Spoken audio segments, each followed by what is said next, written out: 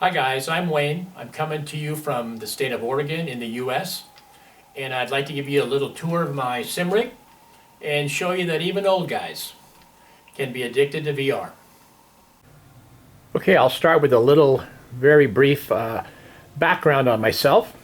For the last 35 years, my main hobby or passion has been building and flying full-size experimental airplanes. My personal plane is this Aquaduster 2 that I have a model of over my rig. The rest included RVs, 7s, 8s, Starduster, that kind of thing. That's a picture of the Aquaduster in flight, and over here there's a B-17 909 that I've got some logged stick time. That's a page out of my logbook. So with that as a background, my whole emphasis on my SimRig has been not necessarily to get the fastest time racing or the most complex startup or shutdown on an airplane, but I'm really into realistic immersion.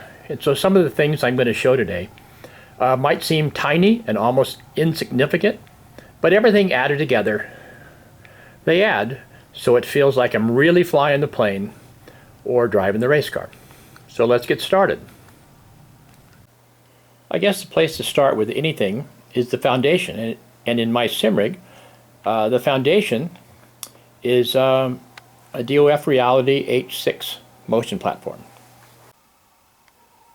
A little bit closer look underneath the platform. You can see the servo motor is good. That where it says DOF Reality, that's the control box that came with the original H3.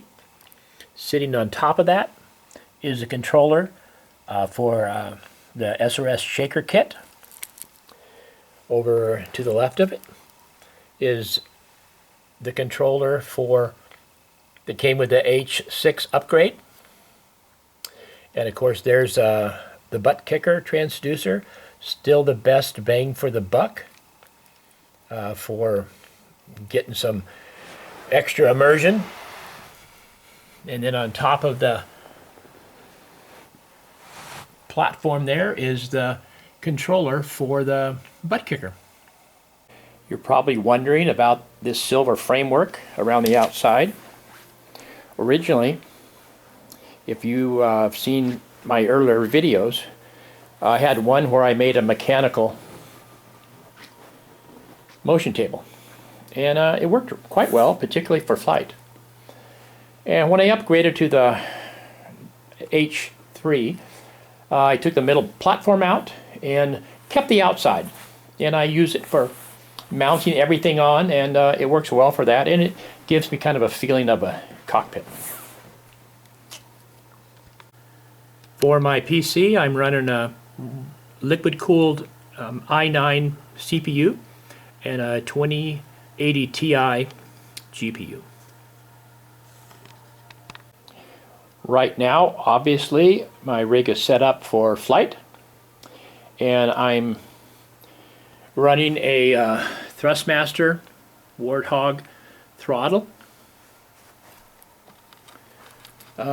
modified Warthog stick, which I'll get into later, which is really a big improvement. And the pedals are the pendular pedals from Thrustmaster. I've had 4 different pedals, and this is the best.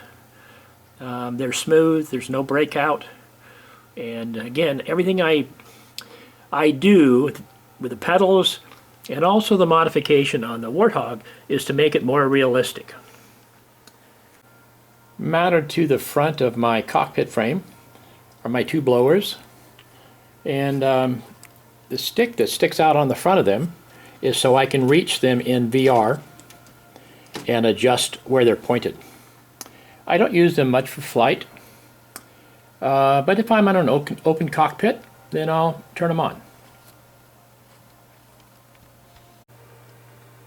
This button box right now is set up for Truck Simulator, but I have these overlays for each different game that I can place on. This is for Microsoft Flight Simulator, and then it shows what those buttons and switches are bound to.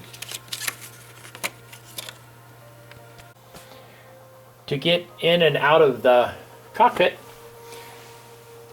the throttle is tightened on with this screw on the bottom, and then I can swing it back out of the way, and then I can get in and out.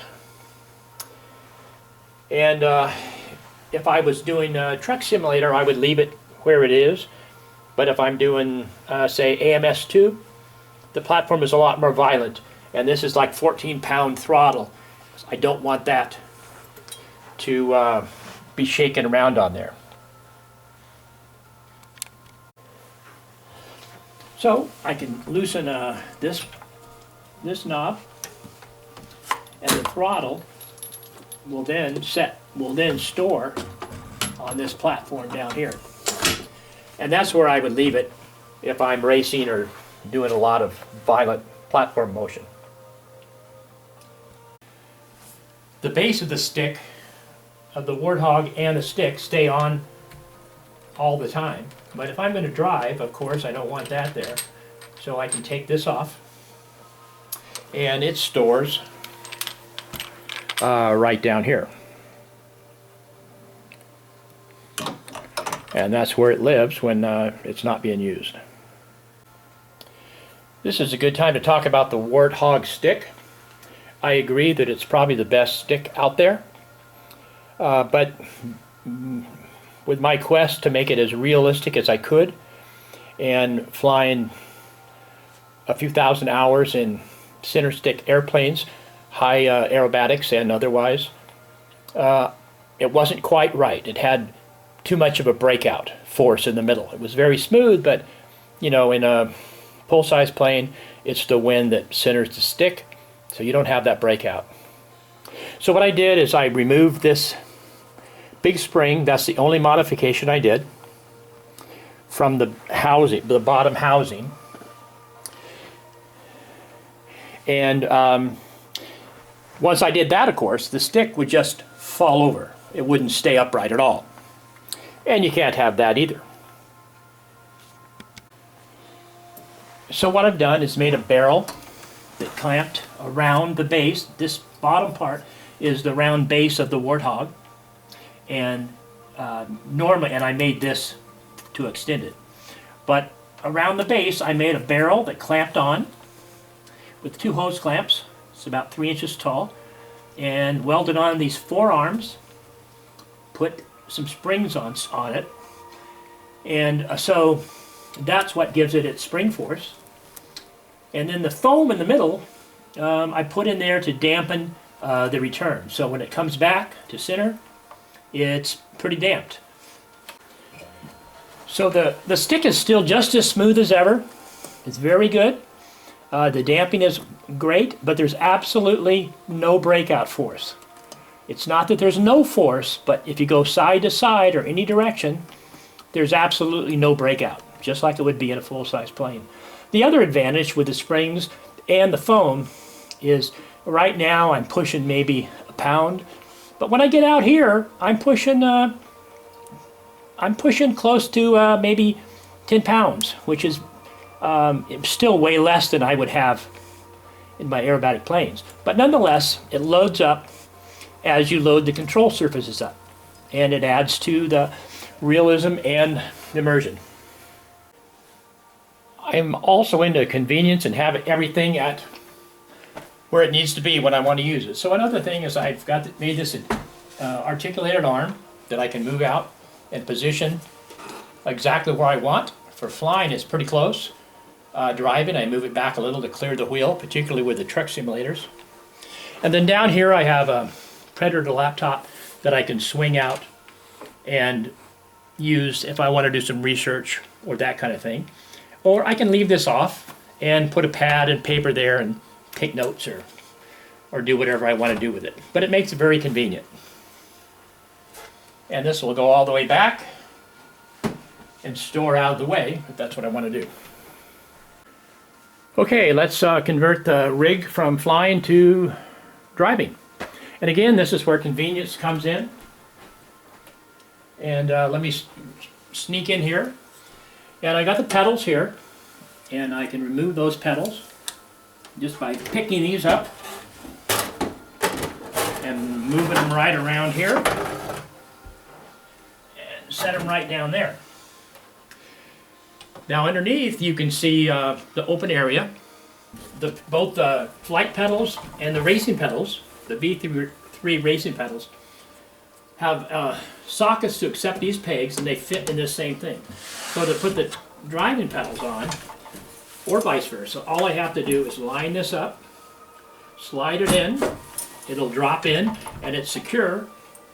And then for driving, I don't do this for flying, but for driving, I take this knob and screw it right in underneath. Because, you know, sometimes you're really on the brakes really hard.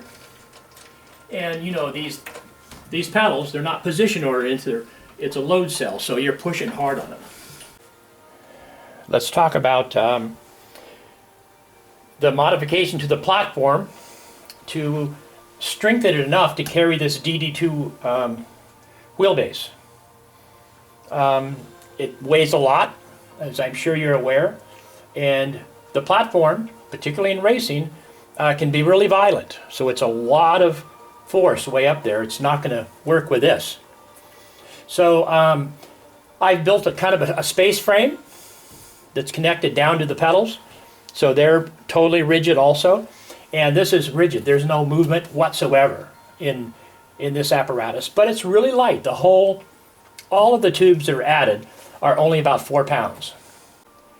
As I mentioned before, I have these V3 pedals with a hydraulic kit on it, and I really like them a lot. They're very sturdy, and I like them.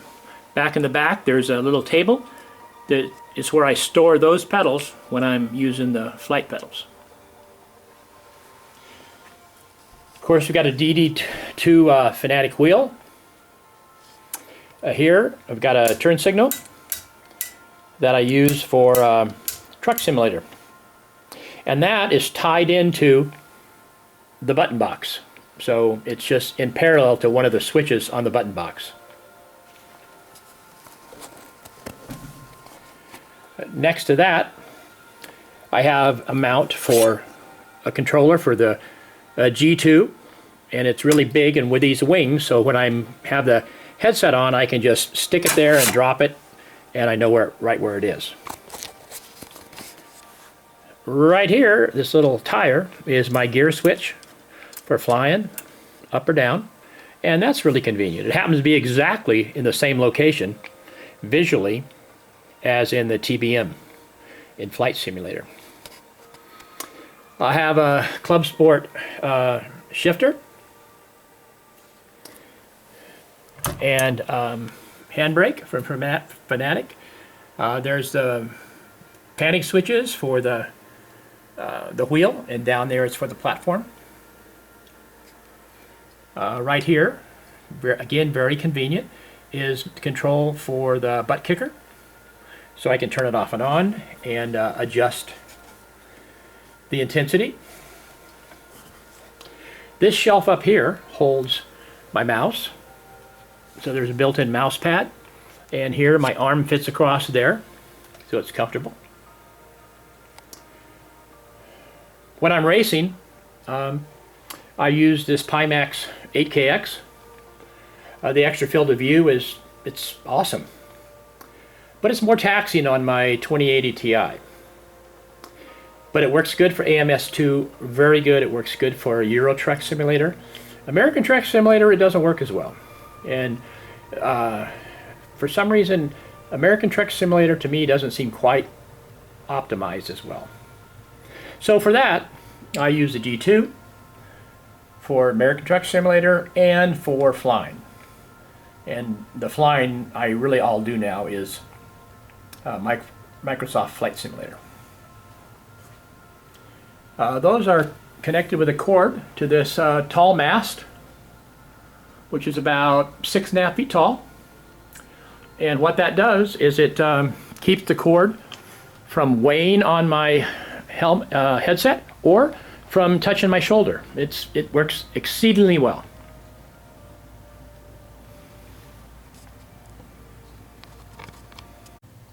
For most of my racing, I use this Porsche wheel. Most of the time, my favorite car is the McLaren F1. And if I'm driving a Formula car, then I'll use this Formula wheel. And my favorite car there is V10 Gen 2.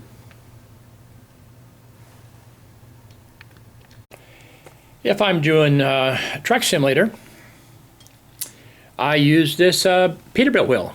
And of course, this is a Fanatic base hub, universal hub. And then I bought this truck wheel and modified it to fit on.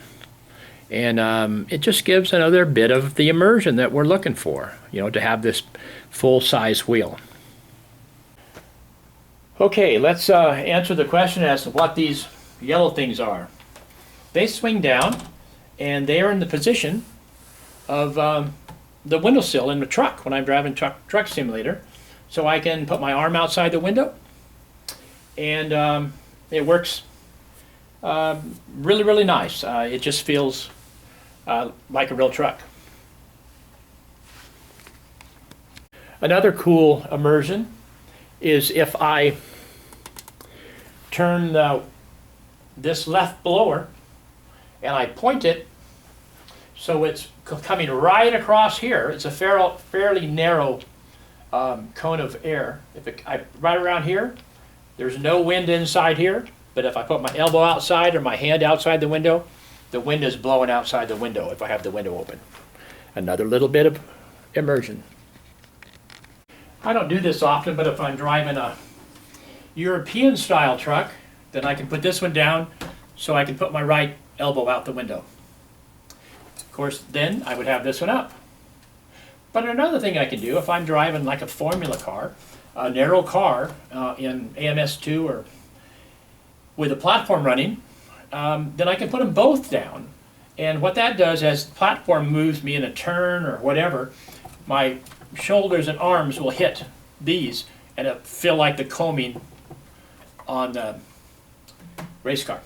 And more immersion. If I'm driving the truck or car, I have this pad down here, which I originally made because I broke my shoulder and I couldn't drive without this pad. But now I use it because it's a good rest, like you're in the truck, a console, and that works well. When I'm flying though, I take that off and I put on this mouse pad and then move the mouse down to here. So it's back more inside the cockpit. I don't have to reach up here for it. A couple of years ago I bought a shaker kit that was a cushion with 4 transducers in it that I set on. And everything worked as advertised in it, but I had a little hard time really correlating what I was feeling in any kind of reality. It was more just a buzz or vibration that when I shifted or the engine, and it didn't translate in the experience for me. So what I did is I took it apart and I took the transducers out, and on 2 of them I rigidly mounted them to the frame of my seat, so the vibration comes directly through the seat. And on the other 2, on one of them, this one right here, is mounted on the bottom of the throttle. And so that vibration goes straight up through the throttle. And then there's one mounted on the bottom of the Warthog stick mount. And so now when I fly, it only works on flying. It's the only time I have it on. Other than that, I use the butt kicker for racing and things. I wish that SimHub supported Microsoft Flight Simulator. But anyway, so but now the engine vibration or anything, other indicators that come through the shaker kit, I feel with my hand on the throttle, on the stick, my seat, even the rudder pedals. I feel the vibration and hum of the turbine, and it works quite well. Not that there's anything wrong with the original shaker kit I got, but I just wanted to do something that I thought worked better from my experience. A few years ago, while watching a boosted media video, Will explained a mod that was really cheap, what, 10, 12 bucks, and it's amazing. And that is the seat belt with these bungees. So if you have a SimRig that has a motion platform and you haven't done this, it's a must. So my seat belts with a harness are attached with this firm bungee to something immovable, which in this case is my outside frame. The lap belts, however, are connected to the bottom of the seat, and that moves when the platform moves. And so if I put the brakes on, and this is tight around me because of the bungees, it's pretty tight on me. If the bungees, if I put the seat belt on, the seat moves forward and it pulls on these bungees and tightens up my belts on my shoulder harness or the seat harness. Or if it rocks side to side, if I'm in a right turn, I have G-forces to the outside, it'll pull the right seat belt. So that enhances that force of G-force. So it's an amazing, simple thing to do. Highly recommend it to everybody. I use a 1080p 42-inch monitor just for menus and working on things. I'm 100% VR in anything else I do. Up on the top of that is a camera for track IR, which I don't use very often, but I have some friends that have an issue with motion sickness, and so they use that instead of the VR. And this hat is where I have the reflectors mounted. Behind that, there's where the driver and controller is for the blowers, the right and left, and then the power supply. You might have noticed that along with the rig, I have kind of a little shrine of keepsakes that I've set up. This one right here is the pitot tube off the front of an F-16. Down here on the seat now, I have a seat cushion from a real F-35. This is a cowling door that I made years ago that came off of that airplane when I modified it. Back here we have an antenna off of an F-16, and there's some other things sitting around. I just like to keep things close. Here's another little piece I forgot. When I'm driving the truck, sometimes I listen to music from the game itself through the headset, and that's good. But sometimes I want to listen to some other music that is not available, or maybe a podcast or something. And so I have this Google Assistant, and so I can say, hey Google, play Beach Boys music. And I've mounted it right behind my headset. Check out this YouTube music station based on the Beach Boys. So it sounds like it's coming, through my speakers.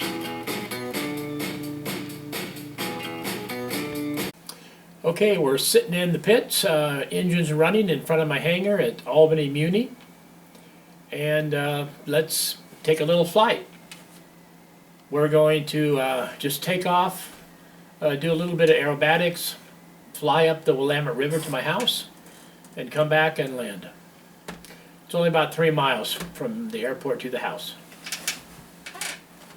Okay, get my G2 on. There's my hangar sitting right over there.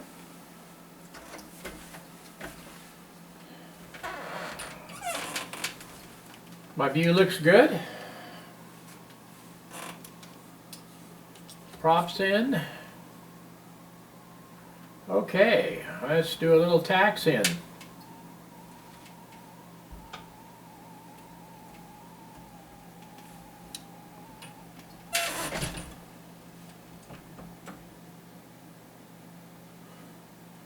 Okay, we're going to have to keep up some S-turning here because can't see over the nose of this. Don't want to run into anybody, so I'm going to turn left, look out the right until I can see the center line. Turn right, look until I can see the center line. Here's the end of our runway.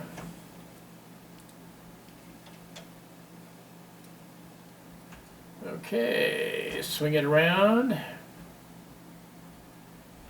Line it up. Get the prop in, and here we go.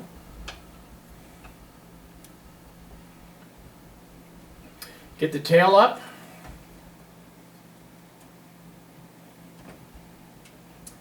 Okay, we're off.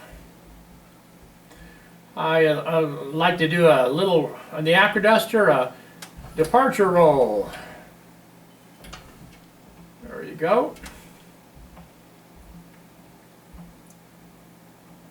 So let's just head over here to the river. I'm going to turn the blower on for just a minute so you can see it running. You can see the streamers going there. And I have a switch over here I can turn off the right side in case I want to have just a left window open or something off on the truck. But I'm going to turn it off now so we can hear better. Okay, there's the river. Let's go for it.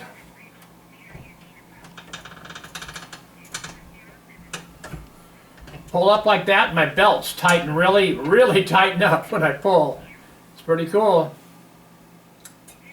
Okay. Just take it down to maybe 10 feet. There, we're down in the slot. Didn't normally fly this low in the Acroduster, and I never did this. I'm going to attempt to go under this bridge. Got to keep it low, low, low, low, low, low. All right. Pull it up. Let's go around this little point of trees right here. There you go. And now I'm going to make a hard right turn right over my house. It's the yellow one. Here we go. I'm looking at it right now. Right under the wing. There it is. I never get used to being able to get in the computer, fly a sim, and see my house. It's amazing. And you know, if we get a little bored, we could always do a little inverted flying. Get the stick forward there. There we go. Or we could do a slow roll. There you go. Or we could do a fast roll.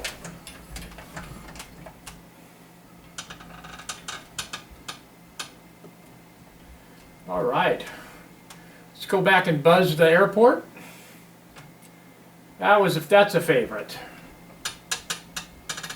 Oh, we're going to come down here and buzz the local Fred Meyer first. Here we go. There you go. Right there. Whoa. Wake up some shoppers down there. Come zipping around here about, 150 feet, 200 feet now. Let's pull it into the runway. There you go. Let's get it down there. No use having all this altitude. And there we go. And we could go the other way. Okay, let's get back up to altitude and come in for a landing. Better get some power back. Make sure the prop's all the way in. It looks like we're back up at altitude. To get it slowed down, just for information, I'm running about 40 frames per second right now, which isn't too bad. It's varying between 37 and 41. Okay, we'll get it down to about 100 here on downwind. There's our airport right out there off the left wing. We're right at 100. Now I'm going to do a kind of a carrier brake. I'm going to come in pretty quick and tight curve. This is the way I'd always land in the Acroduster because I want to be able to see where I'm touching down. When you got this big nose sticking in front of you, you really can't see. Get the power back some more. There we go. We're holding 80 now, coming around to final. Looking good. Get my feet up on the brakes in case I need it at the last second. I know that's a little counter to what a lot of people say, but when you fly a little close coupled plane, sometimes you need it. A little slip there. And let's see if we can hold it off. There's 60. There we go. Not bad. I love the way you can feel the runway when your tires hit. I do like the platform. Get the stick back and get some brakes on. Pull it as hard as I can.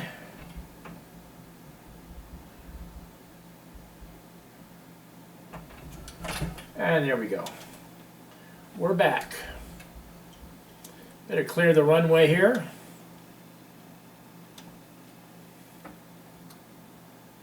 Boy, there's no planes here today. Wow. There's usually quite a few. Here we got somebody over here to marshal us in. Never seen this at Albany before, but there she is. She doesn't know I can't see her. So I might just run through her. Here we go, we're going to run through her. Whoa! So much for her. All right, we're done. Let's pull the mixture. And we're back. Well, thanks for spending some time with me. I had a good time. I hope you did too.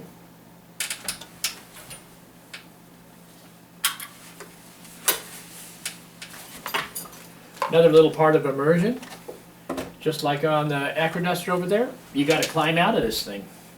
And it's a lot easier to get out of this than it was out of that. That's for sure. Just move everything out of the way, get the seat back, and there we go. Much, much, much easier.